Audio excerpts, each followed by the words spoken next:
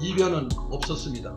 일본 도쿄 유메노시마 공원 양궁장에는 올림픽의 주재국이 돼버린 애국가가 당연하고 당당하게 7월 하순에 불가마 같은 폭염을 뚫고 울려 퍼졌습니다. 7월 24일 이번 대회에 처음 치러진 남녀 혼성전에서 17살 김재덕 선수와 20살 안산 선수가 초대 챔피언에 등극하며 대한민국 첫 금메달을 선사했습니다. 7월 25일 안산 장민희 강채영으로 구성된 여자 단체전은 88 서울올림픽에서 금메달을 획득한 이래 33년간 다른 나라 선수들의 그림자조차 허용하지 않는 전무후무한 대기록을 달성하며 양궁의 금밭을 일구어 놓았습니다.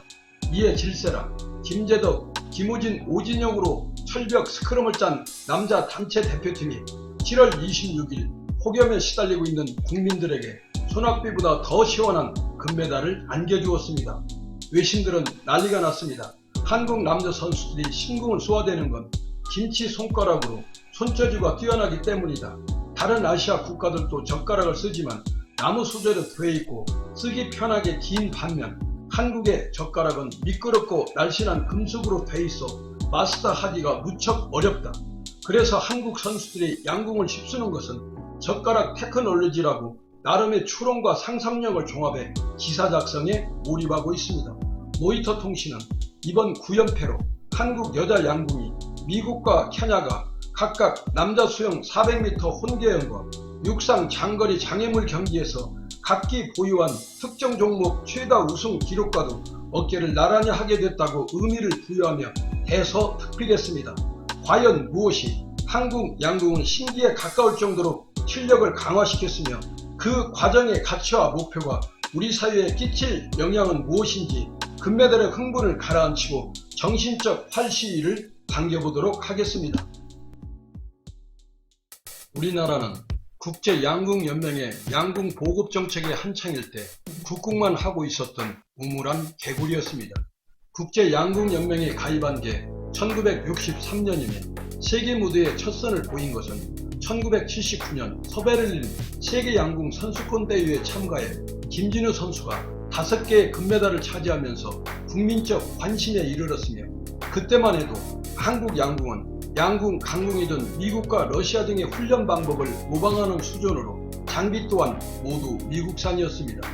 이후 1984년 LA 올림픽에서 서양선 선수가 올림픽 첫 금메달을 따고 김진우 선수가 동메달을 손에 넣으면서 본격적인 한국 양궁 시대를 전 세계에 보하게 됩니다.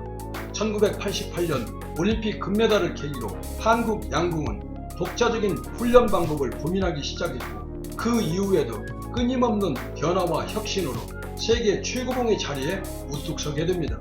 대표팀 선발 과정에서의 투명성은 단연 돋보였습니다. 선수들은 적게는 7번에서 많게는 10번 가까이 10달에 걸친 국가대표 선발전을 통과해야 태극마크를 달 수 있는데 이 과정에서 가장 중시되는 문제가 공정성입니다. 스타 선수나 특정 선수를 위하는 볼성사나운 관행들은 양궁계인 아예 발을 붙이지 못하게 시스템으로 못 박아 놓아버렸습니다. 투명성과 공정성이 양궁인들을 뭉쳐놨다면 이를 측면 지원하는 현대차의 양궁 사랑도 빠질 수 없다고 말할 수 있습니다. 1985년부터 지금까지 아낌없는 거액을 투자한 것은 모두가 주제하고 있는 내용입니다. 한국 양궁 선수만의 끊임없는 새로운 훈련 방식을 개발해 갔는데 우선 선수들 담력 훈련 강화에 초점을 모았습니다. 담력을 강화해야 실수가 줄고 실수가 줄어야 화살 한 발의 중요성이 높아진 경기 방식에서 좋은 성적을 거둘 수 있기 때문에 번지점프나 공수부대, 특전사 훈련장에서 선수들 훈련을 시키기도 했습니다. 경륜장이나 경정장처럼 관중이 많이 모이고 함성이 들리는 곳에서 훈련을 하기도 했으며 심지어는 야구장에 수많은 관중의 함성 속에서 활을 쏘는 시범 경기를 펼쳐 보이는 등 맹모 삼천지교를 능가하는 정성과 혼신의 노력을 아끼지 않았음을 함께한 대표 선수 외에는 아무도 모를 것으로 확신해 봅니다. 묘대인은 세계 100개 정도 나라에 나가 있고 중국인은 132개국 정도인데 한국인은 175개국에 나가 살아가고 있습니다. 그만큼 한국인은 도전정신이 강하고 탐험정신이 우수하다고 말할 수 있습니다. 한국인만의 특징으로 나물 문화를 소개하는 학자들도 있는데, 야생으로 자라는 나물을 전 국민이 거의 매일 먹는 것은 세계에서 한국이 유일하다고 합니다.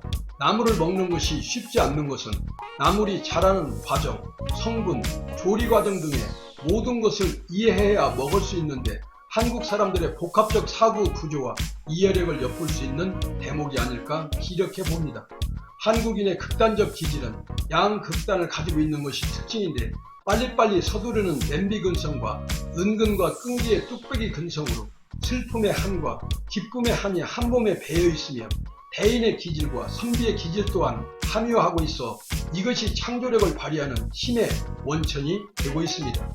빨리빨리 문화는 일반적으로 농경국가, 사계절이 있고 나라 규모가 작을 때 나타나는 현상인데, 우리나라가 그렇습니다. 우리는 1년에 농사짓는 기간이 5, 6개월밖에 안 되기 때문에 빨리빨리 하지 않으면 재수확을 하지 못하게 되는 겁니다. 은근과 끈기는 지속하는 힘, 느긋하게 지속하는 것도 유구한 우리의 역사와 문화에서 찾아볼 수가 있습니다. 왕조를 보면 천년 왕조가 있었고, 그리고 단군 제사를 지금도 지내고, 개인도 선산이 있고, 조상 제사를 지내며 종묘도 마찬가지입니다. 한 나라를 운영하는 데 있어서는 빨리빨리가 필요한 부분이 있는가 하면 은근과 끈기가 필요한 부분이 있을 것입니다.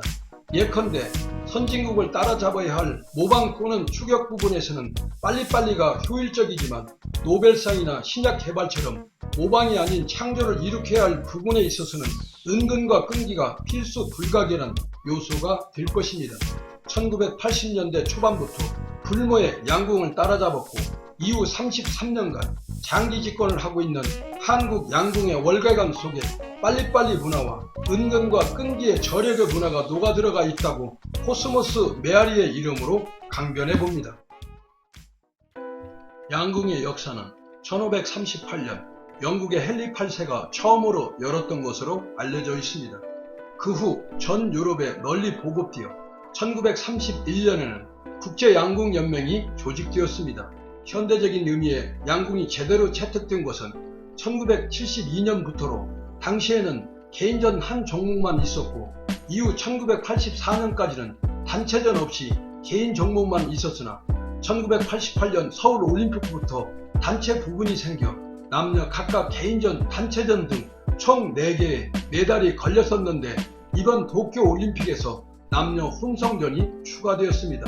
종주국도 아니고 세계 무대에서 선점 효과를 본 것도 아닌데, 한국의 독주를 막기 위해 세계 양궁계가 여러 차례 룰을 바꾸어 곤경을 안겼지만, 우리의 궁사들은 끄떡없이 철옹성을 더욱 견고히 쌓아가고 있습니다. 한국 양궁이 세계 최강인 이유는 사실 알고 보면 조금도 특별하지 않는다는 점입니다. 하벌도 통하지 않고 사교육도 안 먹히는 오로지 실력만으로 대표 선수를 뽑는 공정한 선발 체계가 으뜸이고, 탄탄한 기본기, 체계적인 시스템, 장기적인 안목, 끝없는 혁신, 치열하고 공정한 경쟁, 그리고 절대 흔들리지 않는 투명한 원칙 등이 부차적 전략이 아닐까 생각을 넓혀봅니다. 양궁을 빌려 크든 작든 좋은 전통이 얼마나 중요한가를 역설해봅니다. 전통을 세우려면 얼마간의 재능은 불가결한 것이고, 지혜가 남달라야 할 수도 있고, 용기와 결단력이 요구될 수도 있습니다. 무엇보다 부단한 노력이 있어야 할 터이고, 선배들의 그런 노력들이 쌓이고 쌓일 때라야 단체는 퇴보하지 않고 느리게나마 한 걸음씩 전진할 것이라 양궁의 역사들이 웅변해주는 것 같습니다. 33년간 애국가 독주 무대, 은근과 끈기, 빨리빨리 등 우리 민족의 긍지와 저력의 수사 등을 양궁 금메달을 통해 마음껏 발산해 보는 것도 좋겠지만, 현실의 대한민국을 견인할 수 있는 기폭제가 되길 코스모스 메아리가 폭염 속으로 표호해 봅니다.